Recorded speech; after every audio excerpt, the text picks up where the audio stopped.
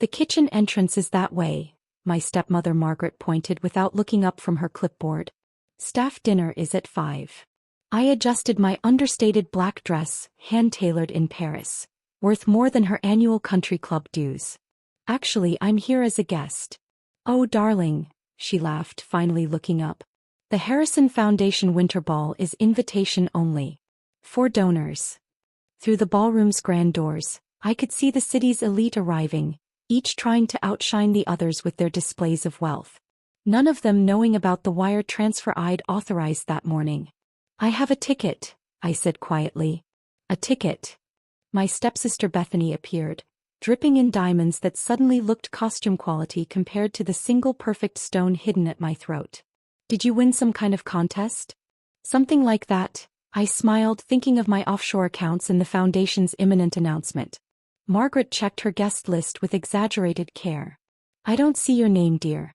Though we do need extra help in the kitchen. The caviar station is understaffed. I checked my watch, Swiss-made, discreet, worth more than their cars combined. The announcement would come at 8. The seating chart? I asked innocently. Oh, honey, Bethany smirked. Those tables are for actual donors. People who matter. My phone buzzed, confirmation that the transfer had cleared.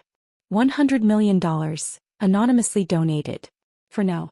I'm sure we can find you a spot in the kitchen, Margaret offered with false generosity. Near the other help. I caught a glimpse of my father through the crowd, still handsome in his tuxedo, still oblivious to how his new wife had systematically pushed me to the margins of his life after Mom died. Your father worked so hard to build this foundation, Margaret reminded me, her voice dripping honey-coated venom. We can't have anything embarrassing tonight. The foundation. Dad's pride and joy, built from a small family charity into a major philanthropic force. The same foundation now teetering on the edge of financial collapse. A fact only the board and I knew. I understand, I said, thinking of the emergency board meeting last week. The desperate need for a major donor. The quiet empire I'd built while they weren't looking. The kitchen staff has their own table, Bethany added, adjusting her tiara, cubic zirconia, though she told everyone it was family heritage. You can sit with Rosa. She's been here forever, just like you. Rosa, who'd practically raced me after Mom died. Who'd watched Margaret sweep in and gradually convinced Dad that his daughter was somehow less perfect. I smiled, touching the USB drive in my clutch containing proof of Margaret's creative accounting. I'm sure Rosa and I will have lots to catch up on. Just stay out of sight during the donor announcement, Margaret warned. We have someone very special making a transformative gift. If she only knew. The kitchen table, I agreed, watching the foundation's director approach with panic in his eyes. He'd been calling me all day, desperate to confirm the anonymous transfer. Margaret, he called. The major donor's representative is here. Coming. He turned back to me. Kitchen. No. And do try not to embarrass your father. I slipped away to the staff table, settling between Rosa and Carlos, the bartender who'd watched me grow up. Who'd seen everything. Nina, Rosa whispered, squeezing my hand. You look like your mother tonight. Just wait, I told her softly, watching Margaret flutter around the wealthy guests. Tonight's going to be interesting. My phone buzzed again. The foundation's legal team confirming receipt of both the donation and my terms. In 2 hours, everything would change. Did you eat? Rosa asked in Spanish, sliding me a plate of appetizers meant for the donor tables. I'm saving my appetite, I replied, watching Bethany parade around with her fake tiara and real attitude. Tonight's feast is going to be particularly satisfying. Through the kitchen doors I could hear the orchestra starting up. The guests finding their tables. Margaret's voice carrying as she bragged about her stewardship of Dad's legacy. The legacy she'd nearly bankrupted. The one I just saved with conditions. Ladies and gentlemen, the director's voice boomed through the speakers. If you'll please take your seats. I checked my watch one final time. In exactly 90 minutes, they'd announced the anonymous donor who'd saved the Harrison Foundation. In 91 minutes I'd stand up from my kitchen table and introduce myself. From my seat in the kitchen corner, I watched the evening unfold like a perfectly choreographed dance. Margaret fluttered from table to table, dropping hints about the transformative announcement to come. Bethany collected compliments on her fake tiara like they were precious gems themselves. More champagne for the donor tables, Margaret commanded, sweeping past without a glance. And someone needs to fix the lighting. It's not flattering to the important guests. I sipped water from my staff paper cup, thinking of the vintage Dom Perignon I'd arranged to be served during the announcement. A little extra touch just for tonight. Your father keeps looking this way, Rosa murmured in Spanish. I think he wants to come over. Indeed, Dad had glanced toward the kitchen doors several times, his expression troubled. But each time Margaret's perfectly manicured hand would touch his arm, steering him back to the donors.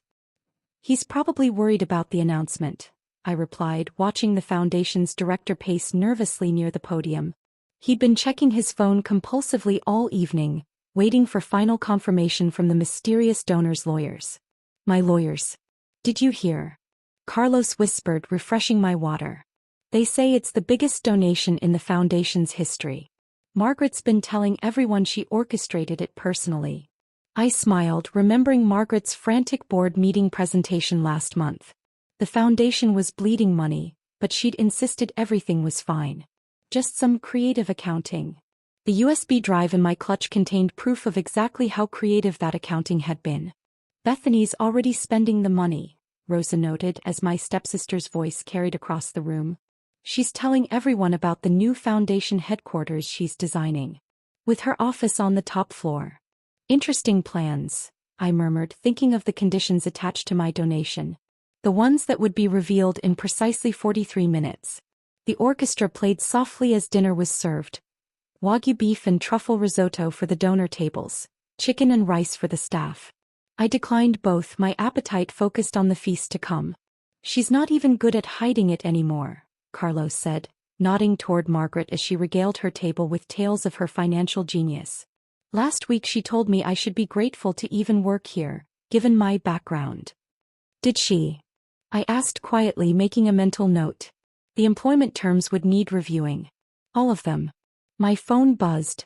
A message from the foundation's legal team. Final documents executed. Announcement proceeds as planned. Through the crowd I caught Dad's eye again. This time he started to stand, only to be interrupted by Margaret announcing the evening's entertainment. Before our special announcement, she trilled, Bethany has prepared a small violin performance. I watched my stepsister lift her instrument, a genuine Stradivarius that had belonged to my mother. Margaret had relocated it to Bethany's possession shortly after the wedding. That violin, Rosa whispered, her eyes fierce. Your mother wanted you to have it. I know, I said softly, touching the USB drive again. Everything in its time. Bethany played adequately, her technique as artificial as her tiara.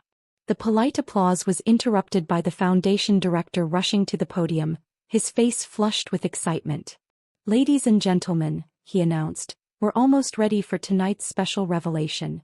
Would everyone please refill their glasses? Margaret practically floated to the head table, positioning herself prominently beside my father. As chair of the foundation's board, she began, though she'd only appointed herself last year, I am thrilled to share.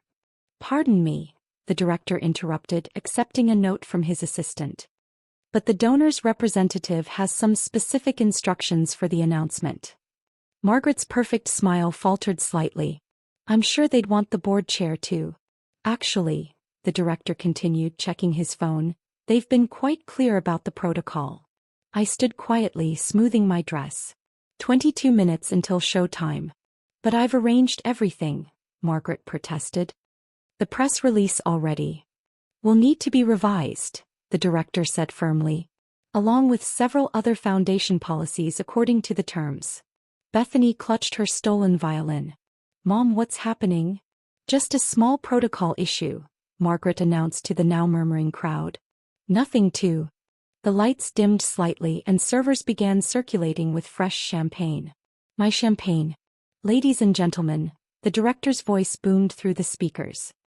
If you'll all take your seats, we're ready to begin the evening's main event. I caught Rosa's knowing smile as I checked my appearance one final time. The single perfect diamond at my throat. The USB drive in my clutch. The wire transfer confirmation on my phone. This is a historic moment for the Harrison Foundation, the director continued. Tonight we announce the largest single donation in our history. A transformative gift, the director announced, of $100 million. The ballroom erupted in gasps and applause. Margaret's face glowed with triumphant satisfaction. For exactly 3 more seconds. An anonymous donation, he continued, with specific terms for the foundation's future governance. Margaret's smile flickered. Which I, as board chair, will be happy to. The donor, the director spoke over her, has requested to reveal themselves personally. I stood smoothly from the kitchen table, every eye in the room tracking the movement. Rosa squeezed my hand one final time as I stepped into the light. Hello, Father, I said clearly, my voice carrying across the suddenly silent ballroom. I believe the foundation was expecting me. The champagne flute slipped from Margaret's fingers, shattering on the marble floor. Bethany's mouth hung open, her fake tiara slightly askew. Alexandra. Dad's voice cracked. What are you? The terms are quite straightforward, I continued, accepting the microphone. Complete financial transparency. New board elections. And immediate review of all accounting decisions made in the last 5 years. Margaret's face went from scarlet to ash. You can't. Can't what? I asked pleasantly, withdrawing the USB drive. Can't afford a ticket to the ball? Can't understand complex financial transactions? Can't prove systematic misappropriation of foundation funds? The director stepped forward, his expression grim. The legal team has already reviewed the documentation Ms. Harrison provided. It's extensive. That's impossible, Bethany sputtered. She works in some startup or something. Actually, I smiled. I sold my tech company last year. For rather more than your mother's creative accounting could hide. Dad stood slowly, recognition dawning. The Silicon Valley deal. The one that made headlines. That was. Your daughter, I finished. The one you were too busy to discuss career plans with. The one who apparently couldn't understand real business. Margaret tried to rally. This is ridiculous. The board won't. The board, I interrupted smoothly, will be quite interested in the contents of this drive. Particularly the transfers to certain private accounts. The foundation's legal team had moved to surround the head table. In the corner I saw security discreetly blocking the exits. As the foundation's principal donor, I continued, I have some concerns about its recent management. Starting with this. I turned to Bethany, extending my hand. Mother's violin, please. But Mom said. She clutched the Stradivarius. Your mother said many things, I replied calmly. All of which are documented. Along with the original bequest. Dad's face had transformed from shock to a dawning, horrible understanding. Margaret, what did you? Darling, she started, but the foundation's lawyer was already whispering urgently in his ear.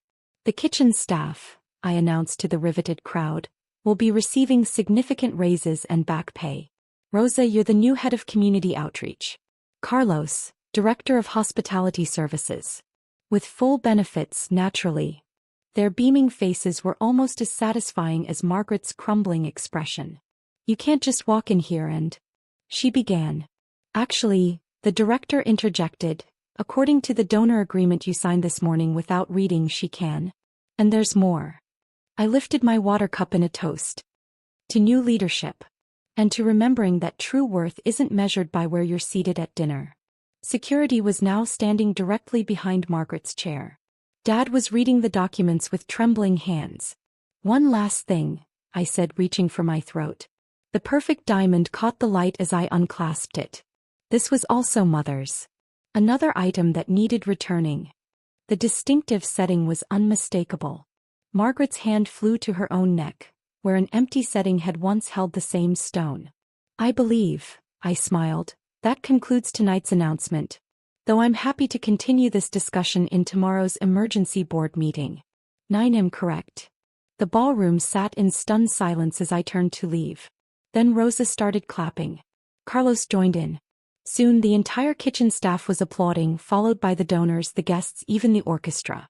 Alexandra, Dad called out, his voice breaking. Wait. I paused at the kitchen door. Don't worry, Father. I'm sure Margaret can explain everything. Though she might want to call her lawyer first. Bethany was still clutching the violin, tears smearing her makeup. But where will we sit now? I gestured to the kitchen table where Rosa and Carlos were raising their water cups in a toast. I hear the kitchen has excellent seats available, I said. Though you might need to earn them.